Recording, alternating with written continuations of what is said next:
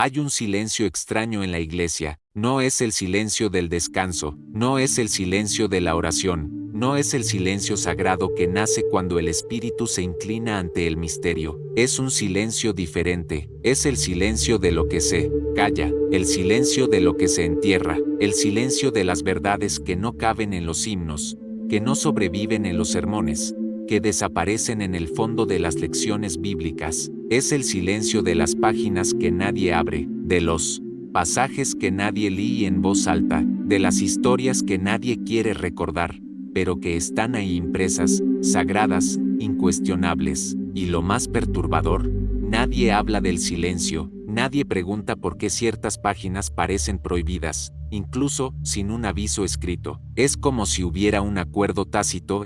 Esto no se menciona, esto no se discute, esto no se entiende, solo se acepta. Yo crecí en ese silencio, crecí entre paredes de ladrillos y voces que se elevaban en armonía, cantando sobre un Dios de amor, de paz, de gracia infinita. Todos los domingos, la misma liturgia: Dios es amor, venid a mí, todos los que estáis cansados, bienaventurados los misericordiosos, paz en las alturas, el Señor es mi pastor. Siempre era así, solo lo bueno, solo lo bonito, solo lo que consuela, solo lo que reconforta, solo lo que no incomoda, pero nunca lo que desafía, nunca lo que revuelve el estómago, nunca lo que raspa la conciencia. Y yo creía que la Biblia era eso, un libro de luz, un manual de salvación, una guía de vida, un espejo de la bondad de Dios, hasta que un día decidí leer la Biblia entera, no en pedazos, no en versículos aislados, no en los pasajes que ya me habían enseñado, escogidos, filtrados. No, quise ver el todo, de principio a fin, desde Génesis hasta Apocalipsis, sin saltar, sin escoger, sin escuchar lo que otros decían sobre cada parte, sin comentarios, sin estudios, sin teólogos guiándome, solo yo, el libro, y la verdad cruda y desnuda. Y fue entonces cuando el suelo desapareció, fue entonces cuando el silencio empezó a gritar, porque la Biblia tiene cosas de las que nadie habla, cosas que no entran en sermones, que no se convierten en himnos, que no se comparten en redes sociales, que no se leen en escuelas dominicales, que no se discuten en seminarios, porque son demasiado perturbadoras, porque ponen en jaque todo lo que nos han dicho sobre Dios, porque muestran un lado de lo sagrado que nadie quiere ver, como la historia de Jefté, un hombre que hace un pacto con Dios. Si gana la guerra, sacrificará a la primera persona que salga de su casa cuando regrese, una promesa, un voto, un acuerdo con lo divino, y cuando vuelve, victorioso, cubierto de gloria, quien corre a su encuentro es su hija, su única hija, la niña que lo ama, la niña que lo recibe con danza y alegría, la niña que lleva el futuro de la familia en los ojos, y él la mata, no por odio, no por locura, sino por obediencia, por un voto, por una promesa a Dios. Y el texto sagrado ni siquiera cuestiona eso. No hay lamento divino, no hay condena, no hay un esto estuvo mal, solo dice: y él cumplió lo que había prometido, como si fuera normal, como si fuera justo, como si Dios tuviera el derecho de exigir la sangre de una niña. ¿Y alguna vez pensaste en eso? ¿Te imaginaste, si eso sucediera hoy, un padre matando a su hija en nombre de Dios? Sería asesinato, sería un crimen atroz, sería juzgado en tribunales, sería condenado por toda la humanidad.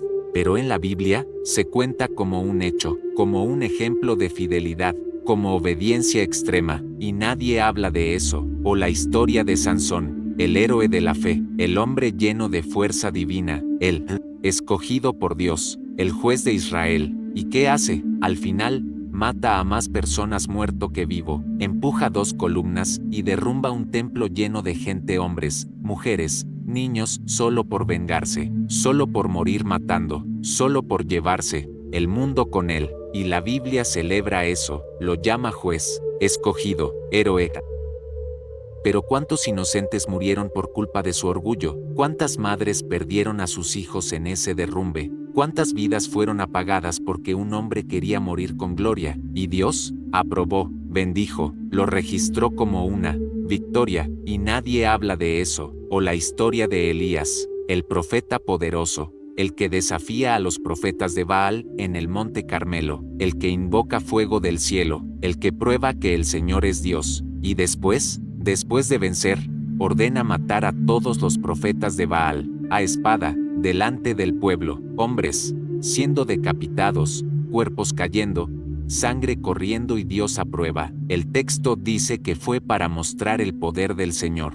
¿Pero qué poder es ese? ¿El poder de matar? ¿El poder de silenciar al otro con violencia? ¿El poder de convertir la fe en carnicería? ¿Y si un profeta hiciera eso hoy? ¿Si un líder religioso convocara a la muerte de quienes piensan diferente? Sería terrorista, sería criminal, sería condenado, pero en la Biblia es celebrado, y nadie habla de eso, y está la historia de Otoniel, el primer juez, el héroe del pueblo de Dios, el libertador.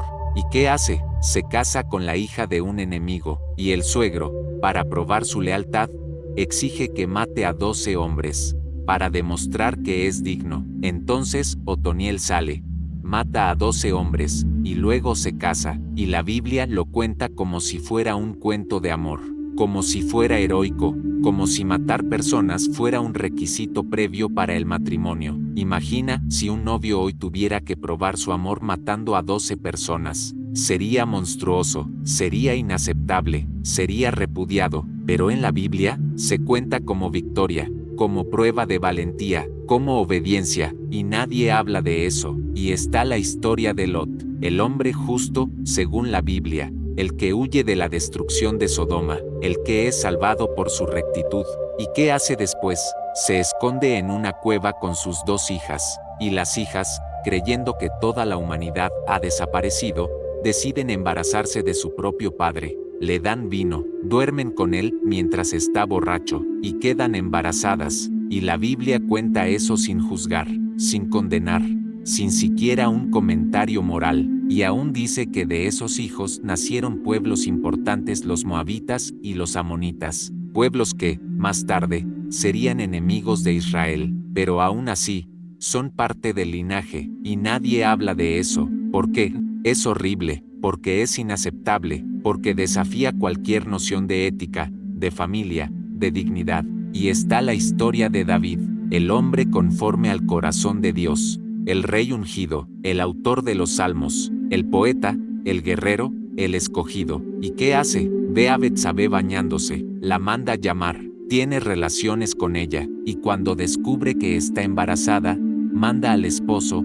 Urías, al frente de batalla donde es abandonado y muere. Un asesinato, un adulterio, un abuso de poder.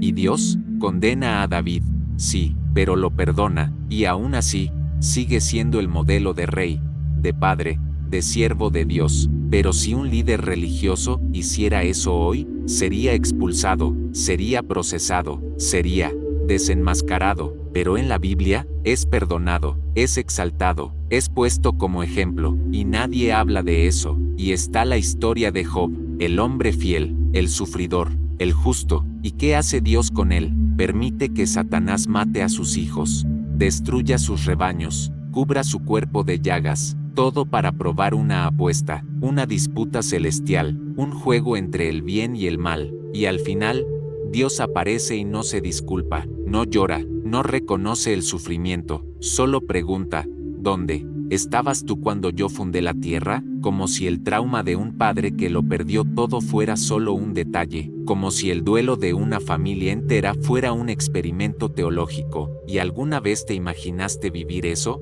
¿Perder a tus hijos por un juego divino? ¿Ser marcado, quebrado, humillado, todo para probar que aún crees? Y aún así, la lección que nos cuentan es, Job permaneció fiel, nunca, Dios falló, nunca, eso fue cruel, nunca, eso no debería haber pasado, y nadie habla de eso.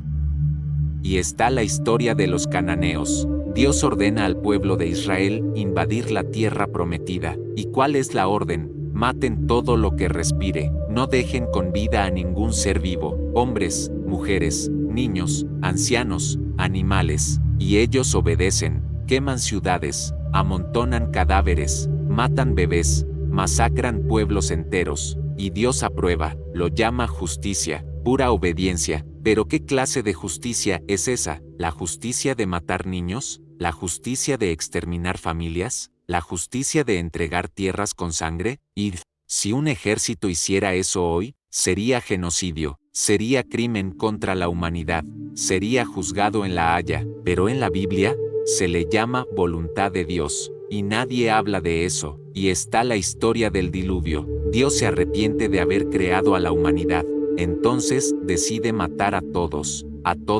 bebés, niños, ancianos, animales, todo, ahoga al mundo entero, millones de vidas borradas, y luego, hace un pacto con un arco iris, como si el horror no hubiera ocurrido, como si la sangre no hubiera corrido, como si la muerte en masa fuera solo un episodio, y nadie habla de eso, y está la historia de dos reyes, donde un hombre calvo Eliseo es burlado por unos niños que gritan, sube, calvo, ¿y qué hace Dios? Envía 2 osos desde el bosque que despedazan a 42 niños, 42, por burlarse, por una broma, por un juego cruel, sí pero de niños, y el texto ni siquiera muestra compasión, solo lo registra, como quien anota el clima del día. ¿Y alguna vez oíste a alguien leer eso en un culto? ¿En una escuela dominical? ¿En una predicación sobre el amor de Dios? Claro que no, porque si alguien lo leyera,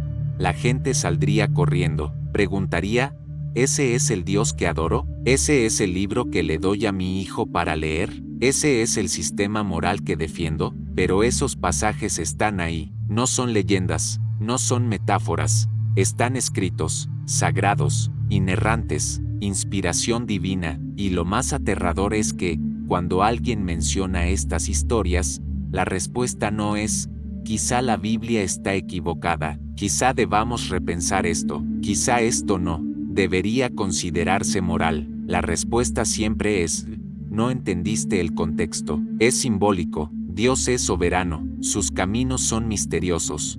Pero ¿y si el contexto fuera justamente ese? ¿Y si el simbolismo fuera solo una forma de escapar de la realidad? ¿Y si la soberanía no fuera excusa para la crueldad?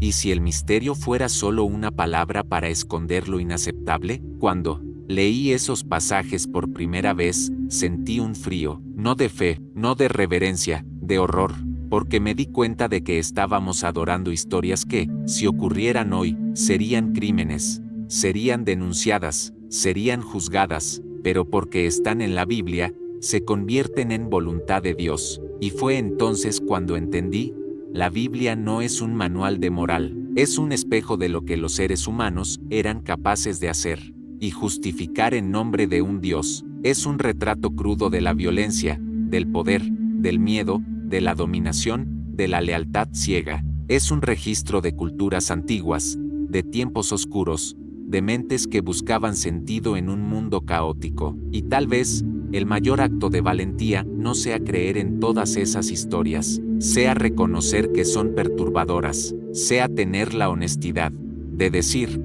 esto no está bien, sea proteger a los niños del trauma de esas lecturas, sea dejar de repetir lo que nadie se atreve a leer en voz alta, porque si un pasaje es tan terrible que nadie tiene el valor de pronunciarlo, quizá no debería estar en un libro llamado Palabra de Dios. Quizá el silencio en la iglesia no sea reverencia, quizá sea culpa, quizá sea miedo, quizá sea la conciencia colectiva, sabiendo que algo está mal pero sin el coraje de decirlo. Y si el amor de Dios es tan grande, ¿por qué necesitamos esconder tanto de él? Si la verdad libera, ¿por qué tenemos miedo de leer todo? Si la fe es fuerte, ¿por qué tenemos miedo de preguntar? Si este video te tocó, si alguna vez sentiste esa incomodidad al leer la Biblia, si ya te preguntaste, ¿esto está bien? ¿Esto es Dios? Entonces no estás solo. Aprovecha para suscribirte al canal, activar la campanita y participar de esta conversación necesaria. Comenta aquí abajo, ¿cuál de estos pasajes te perturbó más? ¿Has escuchado a alguien leerlos en voz alta? ¿Y será que algún día podremos hablar de esto de verdad? Porque tal vez el primer paso hacia una fe más honesta no sea creer en todo, sea tener el valor de dudar, sea leer con los ojos abiertos, sea no callar lo que el silencio esconde.